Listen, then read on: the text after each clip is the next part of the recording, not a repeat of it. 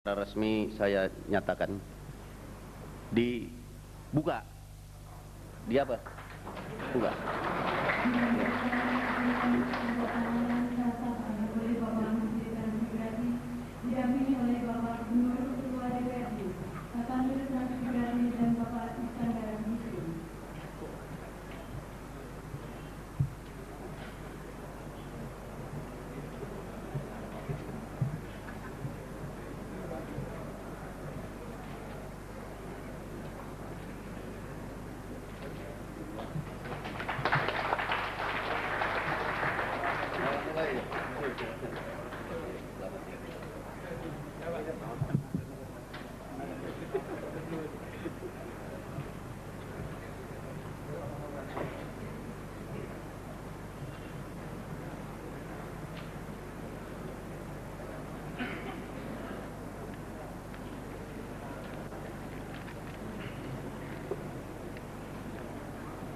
Bismillahirrahmanirrahim.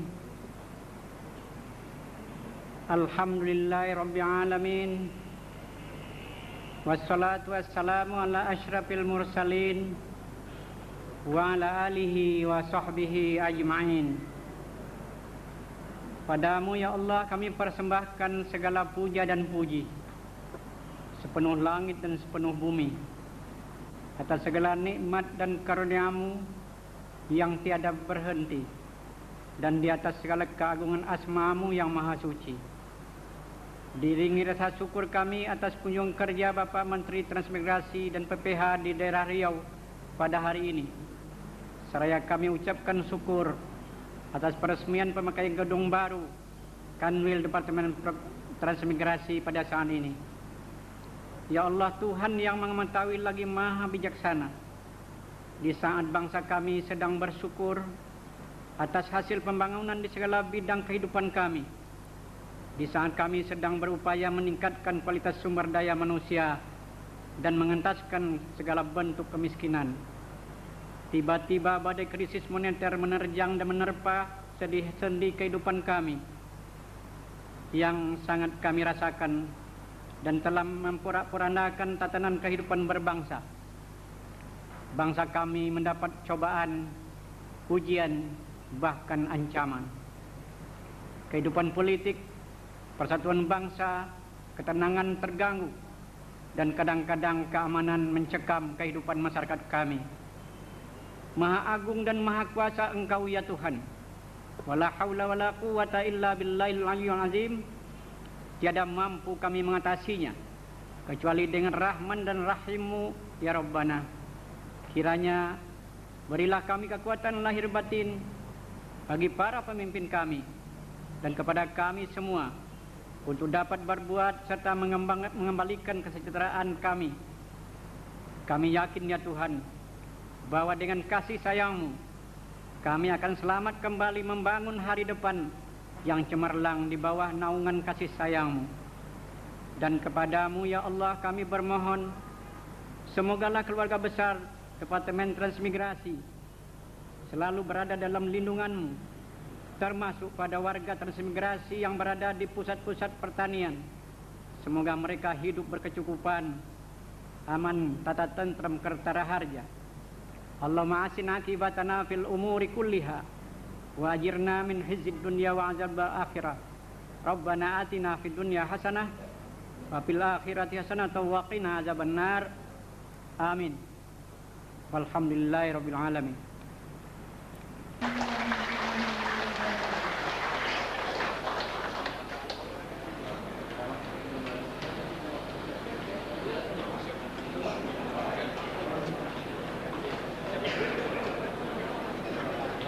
Itu yang masih belum beres, kita bereskan. Upaya program transmigrasi sendiri untuk mengentaskan kemiskinan moneter ini bagaimana? Nah, untuk ke depan memang kita sebetulnya menitik beratkan pada kawasan timur Indonesia untuk selanjutnya ke depan, dan juga kita di dalam membangun unit-unit pemukiman transmigrasi itu sifatnya merupakan calon-calon desa Bhinneka Tunggal Ika, di mana seluruh suku ada di situ, bukan hanya Jawa, Madura, Bali, Lombok saja, tapi semua sampai orang Irian, Timur pun ikut semua, tentu saja dalam rasio yang beda-beda sesuai dengan jumlah penduduk gitu, dan kebutuhan untuk mengeluarkan penduduk keluar. Masih ini Pak, ada warga-warga yang melakukan unjuk rasa bagaimana Pak tentang lahannya Pak? Nah, unjuk rasa harus kita tanggapi secara positif dulu ya, karena memang sudah banyak sekali yang datang.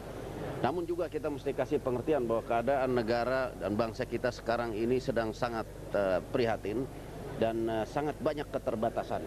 Itu tidak serta-merta demonstrasi lalu menuntut bisa dikabulkan segera mungkin dengan cara-cara yang tidak wajar, yang tidak patut. Itu tidak bisa seperti itu. Kalau makin seperti itu, makin tidak bisa dicarikan pemecahan secara baik. Pak, adanya Begitu ya, tapi saya rasa semua yang selama ini dilakukan semuanya terjawab. Ya, jadi belum ada yang tidak terjawab kecuali yang hari ini sama yang kemarin.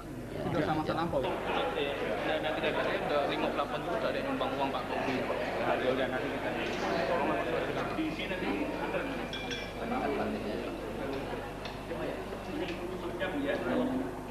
Semuanya enak dan enak sekali. ini paten Pak. Ya, Kan kaya. Budaya Pak. oh, budidaya. Katanya lebih enak yang sungai. Karena makan. Wah ini Pak. Wah ini kalau saya kecil ini. Mas, ini saya untuk Iya saya. Pak. Nah, saya pesan itu ya Pak. Sekali boleh.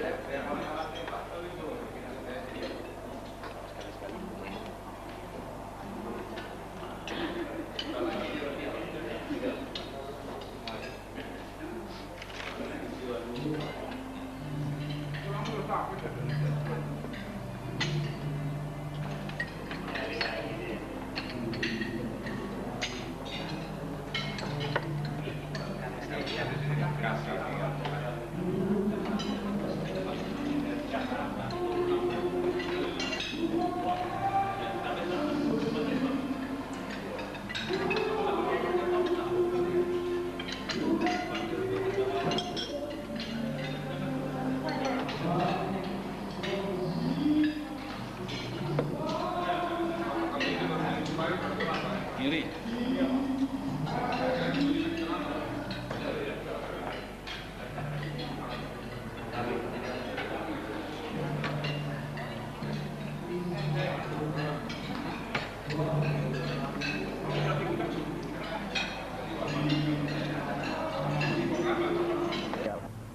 Saya kira udah masanya seperti itu. Kalau toh kita tidak mau, boleh saja tidak mau. Tapi masanya sudah datang yang seperti itu. Dulu saya tuh bingung. Setiap kali memberitahu seperti Pak Gubernur tadi bilang, ukurannya itu toilet. Walaupun gedungnya bagus, kalau toiletnya kotor, jorok, ya tetap aja jelek. Karena itu ukurannya belakang sana.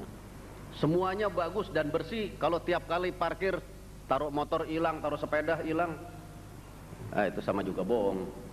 Ya siapa yang mau kerja di gedung begini bagus kalau keamanan tidak terjamin. Jadi kalau saudara-saudara mau yang ideal, emang nggak bisa perih. Untuk mengatasi yang seperti itu dulu ya, berkali-kali saya kritik depan umum, marah-marah, ya orang kesurupan, tetap aja WC bau, tetap aja kotor. Begitu pasang kaleng, kasih lobang kayak celengan di situ, tiap kali yang masuk taruh ya seikhlasnya gitu. Ada aja yang nongkrong di situ gitu untuk menguasai kalengnya. Nah, ya. Tapi kita kasih syaratnya bersihkan kamar mandi. Tiap kali ada orang masuk, kamu masuk. Ya jangan diliatin orang lagi penyaat. Ya tapi kalau orang masuk, orangnya keluar dia masuk, bersihkan. Ada lagi orang masuk, orang itu keluar dia masuk. Memang begitu kerjanya. Karena itu kaleng itu bisa buat dia isinya. Ternyata mujarab itu. Ini salah satu aja Pak Kijo. salah satu pengalaman saya. Karena kalau gedung kayak begini tapi masih bau duren gitu lumayan. Kalau baunya bau begenggek dari sono kan bagaimana?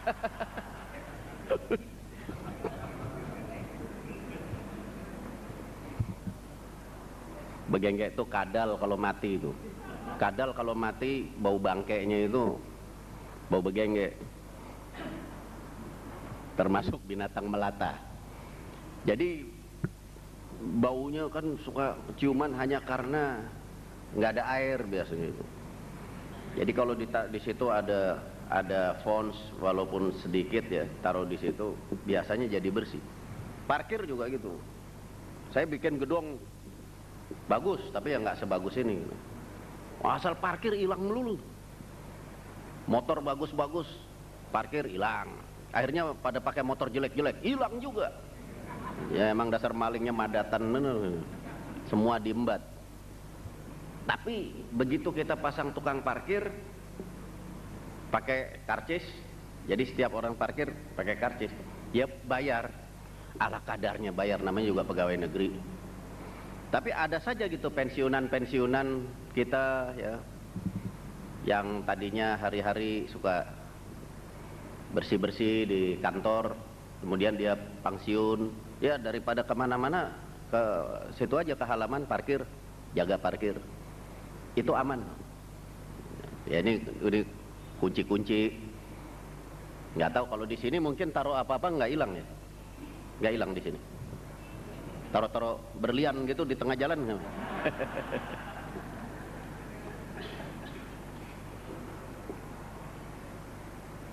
Saya cuman kangen aja, saya lihat-lihat begini kan lumayan juga lah.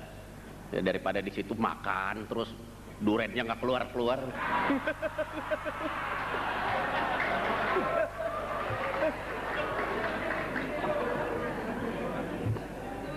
Enggak, main-main aja ini. Pak Sukijo. Ya saya bilang, coba deh, kumpul aja deh kita ngobrol-ngobrol, lumayan lah daripada bolak-balik keluar pepaya. Habis pepaya tadi keluar semangka, habis itu keluar pepaya lagi.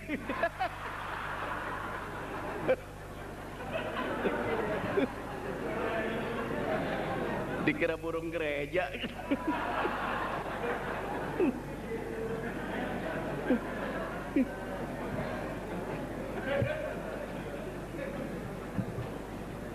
Tapi saya lihat di sini badannya fit. Rupanya kuncinya senam tera. Iya, di sini senam tera. Badannya bagus-bagus. Cuman yang gendut 1-2 orang aja. Yang jelas gemuknya itu karena ayem. Ya, karena rileks jadi gemuk. Bukan kebanyakan duit. Karena memang duitnya Departemen Transmigrasi belum ada yang keluar. Jadi memang saudara-saudara juga saya minta mengerti keadaan. Sekarang ini kita serba nggak ada, serba cekak, tidak ada uang. Jadi kita itu hendaknya yang efisien dalam pengeluaran. Mulai dari pengeluaran pribadi, pengeluaran rumah tangga, pengeluaran organisasi, ya, kantor, yang efisien. Banyak yang kita bisa hemat betulnya. Dengan kita berpikir kalau kita kejepit itu kita mesti banyak ide. Tapi kalau kita nggak kejepit, kita nggak bangun-bangun, nggak ada ide, ketiduran. Tapi kalau situasi jelek kita jadi mikir gitu. Banyak terobosan yang kita akan perbuat. Selama kita masih merasa bisa beli ayam, makan ayam, kita nggak mikir gitu. Bahwasanya kita itu harus pelihara ayam di rumah. Ini nggak ada yang pelihara ayam. Ayam dilihat ayam melengos aja gitu. Tapi karena hari-hari makan ayam. Coba sebulan nggak ada ayam. Wah, baru mikir, baru melihara masing-masing di rumah menukar telur ayam. Ya, untuk ditetaskan. Itu karena keadaan. Sering salah jalan sehingga tidak efisien. Harga ayam mahal. dibikin perusahaan pakan ternak supaya hidup. Kalau perusahaan pakan ternak hidup, subur, untungnya besar, tentu jualan pakan ternak jadi murah, ayam jadi banyak di pasar, dan ayam jadi murah. Itu pikirannya orang dogol, ruwet amat begitu ya. Kalau ayam mau murah, pelihara ayam aja di rumah masing-masing semuanya, pasti murah. Kalau perlu nggak usah beli, potong sendiri aja masing-masing ayamnya. Kan itu saja kan, sederhana. Ya karena itu jangan dikira saya bagian vokalis ya, tapi saya itu Menteri Transmigrasi. Kita harus atas nama transmigran, atas nama seluruh keluarga besar transmigrasi, saudara-saudara saya bicara gitu. Karena itu kalau ada kebijakan untuk mengimpor bungkil kedelai untuk pakan ternak, meskipun sudah disepakati, saya opos terus. Ya, saya lawan terus karena saya tidak setuju pemikiran seperti itu. Jadi kalau memang kita sudah tidak punya duit, jangan ngimpor. Untuk apa ngimpor? Nggak usah. Nggak ada kedelai juga kita nggak meninggal kok. Nggak ada kedelai, kita makanannya beras, nasi. Makan beras mah kuda lumping, makan nasi. Cuman kedelai kita makan juga kan tempe. Tapi kalau tempe nggak ada, emang kita mati? Kan kita nggak mati. Mati-matian doang kan, nggak apa-apa. Kita tidak mati. Jadi kita makan nasi aja, dulu juga kita makan nasi sama garam. Kalau tiap kaget makan nasi sama garam. Waktu masih kecil, itu orang tua kita kasih pelajaran bahwa kita hidup bisa makan nasi sama garam banyak, nggak apa-apa. Tapi ya sekarang kalau makan nasi sama garam orang gila, ya, susah amat. Cuma itu satu pencerminan bahwa kita itu disuruh orang tua kita siap untuk menderita. Sekarang ayam tidak ada aja, bukan tidak ada, cuma mahal. Kenapa mesti kita beli? Beli pakan ayam, ngimport. Celaka nggak itu? Kita ngimport itu akhirnya kita mensubsidi kan, subsidi kedelai. Jumlahnya subsidinya lebih 1,5 triliun, malah 1,3 sekarang udah keluar. Belum beras. Beras kita itu hasilnya termasuk dari para petani transmigran, jumlah keseluruhannya 29,5 kurang lebih juta ton per tahun. Padahal kebutuhan nasional kita 31 juta ton per tahun. Jadi kurangnya kan cuman sedikit kurangnya. Cuman kurang lebih 2 juta kurang. Tapi kita sampai pada angka untuk keamanan kita mengimpor 3,1 juta ton tahun ini 98. Kalau kita lihat komponen impornya tuh 3,8 juta ton sendiri. Beras itu kita import buat keperluan pesta-pesta, buat hotel sama restoran doang. Itu aja coret, susah-susah amat. Nggak usah ke restoran juga nggak mati. Makan di rumah aja biar si Iem yang masak. Ya kan nggak mati. Jadi pikiran-pikiran seperti ini, pikiran status quo, pikiran yang belum direformasi. Reformasi itu kan reformasi terhadap sistem, reformasi terhadap mekanisme tata pikir. Kalau tadinya kita berpikir gitu, reformasi kita rubah dong. Kita jangan berpikir begitu lagi. Sekarang kita pikir berapa nih? 31 juta keperluan, 31 juta. Sekarang produksi nasional 29,5. Berarti tinggal berapa? 1,5 juta aja kurangnya. Nah udah nggak usah impor. Untuk apa? Karena nilai devisa yang keluar buat ngimpor itu 15 triliun. Bayangkan kalau 15 triliun itu kita cuma ngambil 1,2 triliun aja supaya Departemen Transmigrasi bisa jalan gitu. Jangan nggak dibayar nih Departemen Transmigrasi, ya nggak jalan-jalan nih. Kita punya anggaran setahun ini 1,2 triliun. Udah keluar semuanya dalam mimpi. Kagak ada, bayang-bayangannya juga, bau-baunya juga nggak ada. Tapi 15 triliun untuk impor beras dan kedelai yang kita bisa bikin. Untuk apa? Ya karena itu Saya ngadep presiden di rakor Ekuin, saya penceng-penceng bicara. Ya, bagaimana ya? Di alam demokrasi ini suara terbanyak yang didengar. Kalau suara satu orang, apalagi Menteri Transmigrasi, tukang ngerambang-ngerambang hutan lagi. Nomor 25. Begitu. Ya, karena itu saya ngomong sering di televisi, saya belum bicara sama saudara-saudara, saya udah ngomong di TV ini, karena saya counter gitu. Karena tidak sesuai dengan pikiran saya yang saya anggap ini reformasi itu harus mereform semuanya. Jalan pikiran juga direform. Gitu. Kalau masing tetap aja cuman ganti orang doang untuk apa?